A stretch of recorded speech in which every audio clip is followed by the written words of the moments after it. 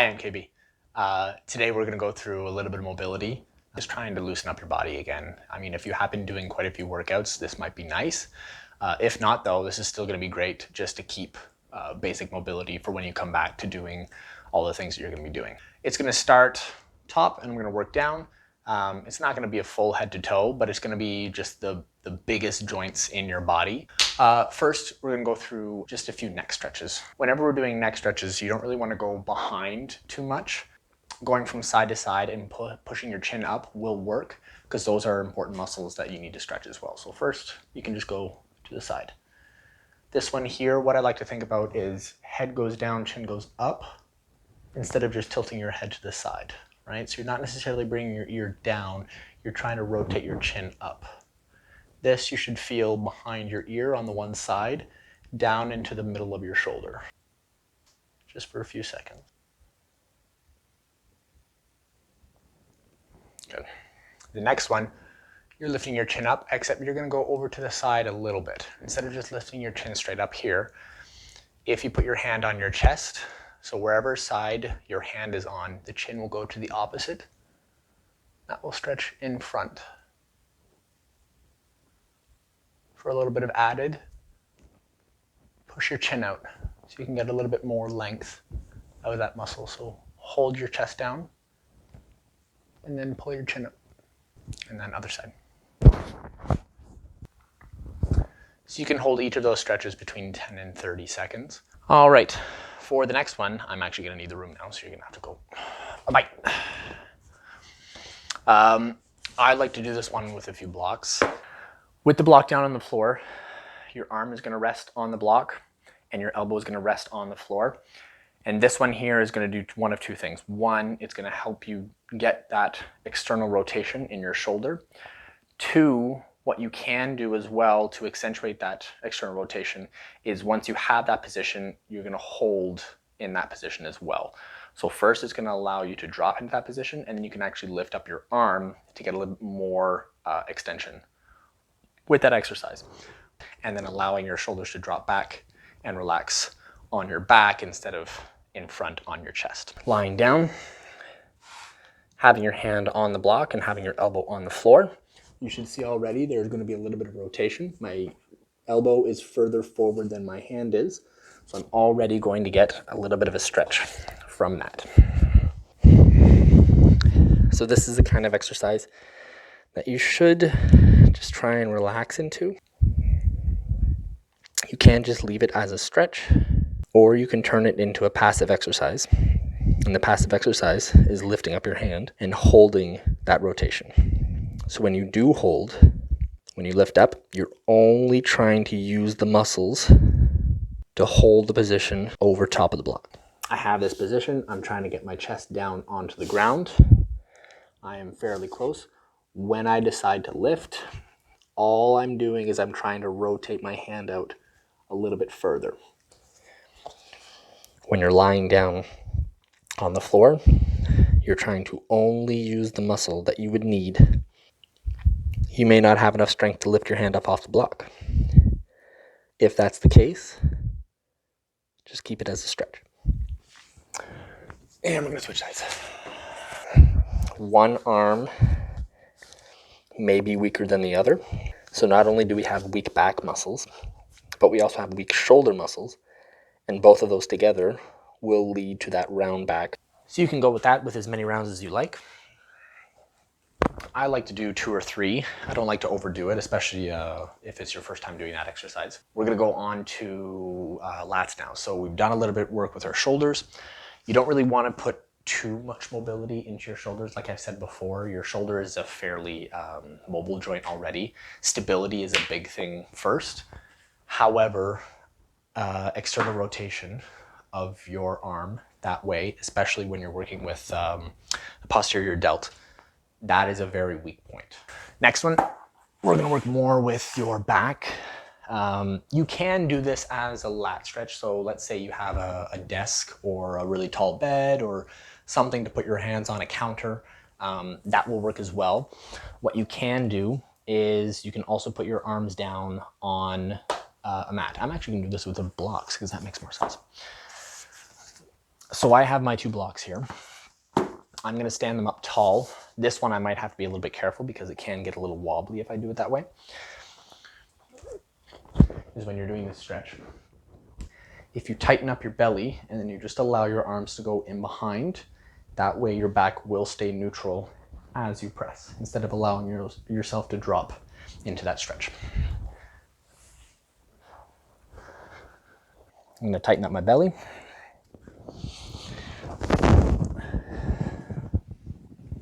Drop my chest down, and now I feel the stretch on my back, just underneath my armpits, which are exactly... So you can do that stretch between 10 and 30 seconds.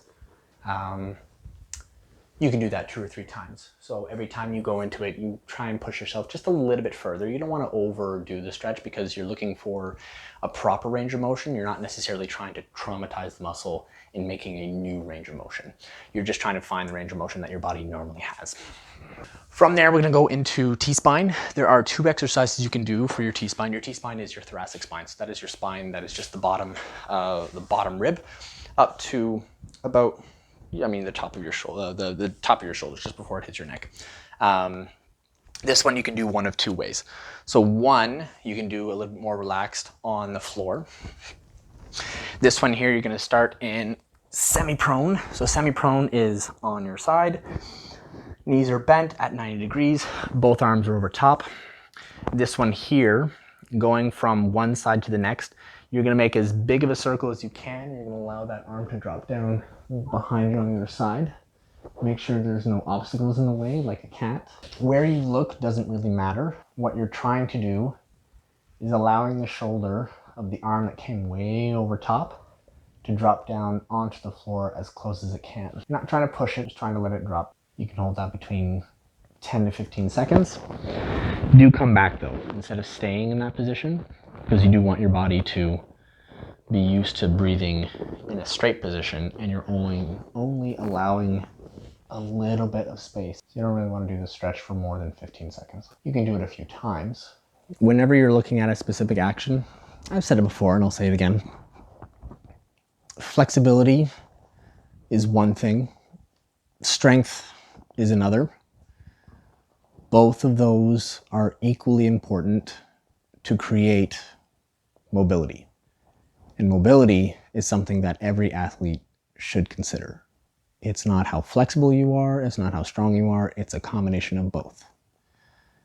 So whenever you think of mobility, the way I like to think of it is like a pendulum. One side of the pendulum is flexibility, the other side of the pendulum is your strength. What you're trying to do is you're trying to find the spot in between. So you don't want to sway too far to one side or the other. All right. So that's one stretch. I do like that one because that gives you the ability to just lie down in the stretch. For the next one, it's still going to be your thoracic spine. This one you can do on all fours. You can either do with your toes underneath, or you can do it with your feet flat. If you do it with toes underneath, though, it does allow you to get a little bit more range out of it. I find I have a benefit when I do it on my toes because it just keeps my hips up a little bit higher. From here, hand behind your head, and then from this, I want you to rotate and looking up to the ceiling and back down. This exercise, you're actually going to do real reps. So they can be slow reps. They don't have to be super fast. They don't have to be super slow.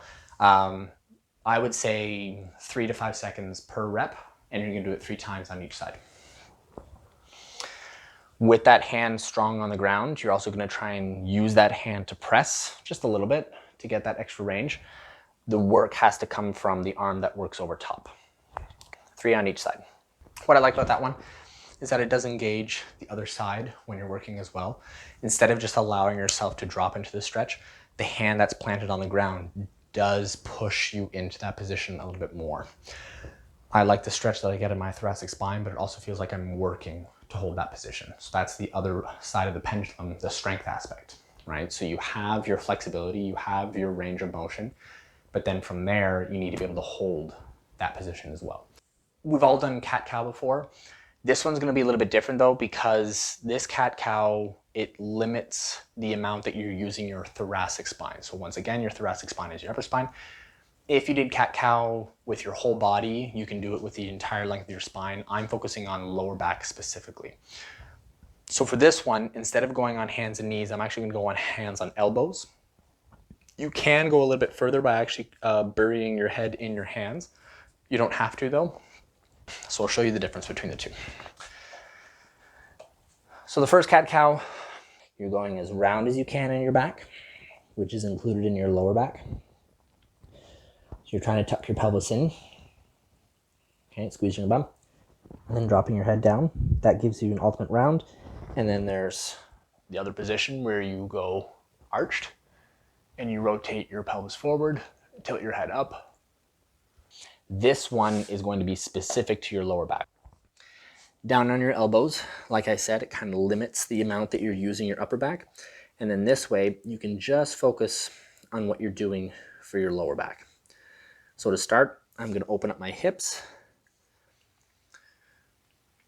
I'm going to create that arch in my lower back. And then when I go the other way, I have an opportunity to just focus on my lower back because my upper back is still not moving. So here I've rounded my back. I'm pushing my belly button through my spine. So for the next one, hip flexor stretch. There's a few ways that people have done it. This is a very specific way that I want you to think about it. Start with your knee underneath your hips, and your heel is going to be in line with the bottom of your knee, and the back foot can be whatever it needs to be, doesn't really matter. For this stretch though, instead of just dropping yourself forward into that stretch, which is what a lot of people do, what I want you to do is first tuck your belly button up. So take your belly button and pull it up to your chest. That you should already feel a little bit of a stretch in your hips. And if you see the way I start, I have that arch in my lower back and I have that belly. If I pull my belly button in, what happens to that lower back arch is that it actually flattens up. So now there's no more arch. There's a flat position going into my glutes, and now my hips are in the right position to do this stretch. From here, if you don't already feel a stretch in that position, you can drop yourself forward just a little bit, still keeping that flat, flat, flat position. If you do have a cat wanting attention, make sure it doesn't mess up the stretch that you're currently doing, and relax. Okay, so there's a big difference between having that lower back arch and that closed hip when you go forward than if you were to open up that hip, right? Because the hip flexor doesn't actually attach above your waist. The hip flexor goes basically from your hip down, which means the part that you're actually stretching is in front of your leg instead of in front of your waist. And you're going to go on to the other side. So setting up, once again, knee underneath your hip, heel underneath your knee. First, getting rid of that lower back arch, you're pulling your belly button up to your chest, or you can pull your belly button into your spine. I like up to your chest because that allows me to rotate my hips forward. And if you don't already feel a stretch in that position, from there, drop forward. Just a little bit, and relax. I would say the two most important parts of your body right now, especially in a time where we don't have a lot of physical activity, is going to be your T-spine, your thoracic spine, and your hip flexors. To end this one though, we are still going to work on 90-90. One leg in front, one leg behind. You can pick whichever side you like first. That stretch, you should feel deep in your hip in a spot where you can't quite touch. That means you're getting right to that hip capsule. If you don't feel a stretch in that position, that's not a bad thing, because that just means your hips are open enough to be able to do whatever you need, and you're not going to be limited by For this position though, instead of just sitting in this position, you can turn it into a little bit of a passive exercise, which is recommended. Instead of just staying here and allowing your body to open up, you can actually strengthen this position as well. So 2 things you can do. 1, you can lift. 2, you can also press. And each of these will have good results.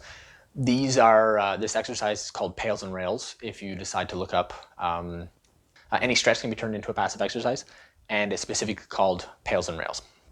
If you want to do some light reading, you can look up on that. So first one, we've done it before. I want you to lift the front leg.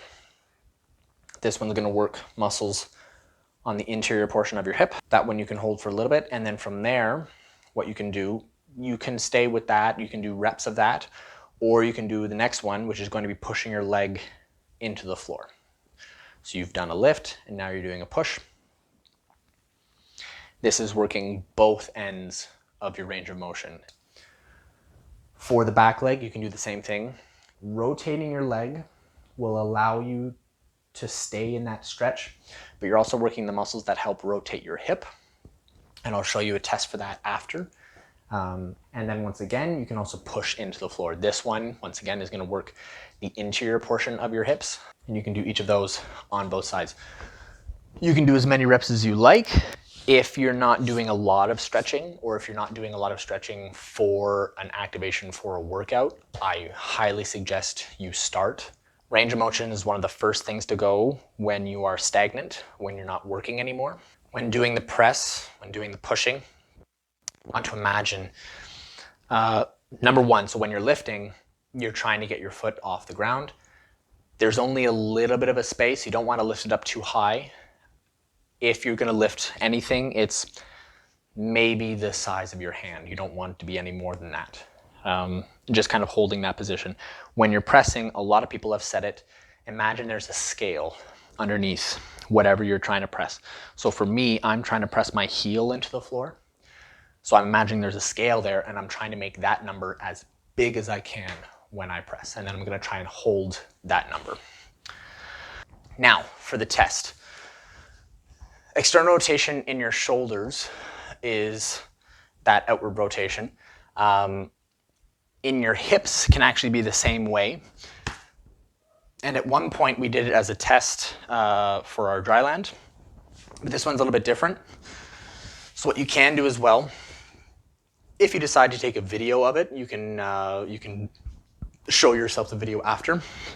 I'm going to show you the way that I'm going to look at it, just because you'll be able to see when you're doing it yourself. You start with a block in between your knees, and this will mostly show you how much rotation you have, especially in the hip capsule for the stretch that we were just doing. From here, I want you to show yourself how much rotation you have outwards. This is also something that can be a test as you go through. So it's not just a test for one time, but you kind of do it a few times over the next few weeks, and you can actually see how much rotation you have in your hips, and also if it's symmetrical. So I know that my left hip is not as flexible as my right. So that's something I'm going to work on. And that is it.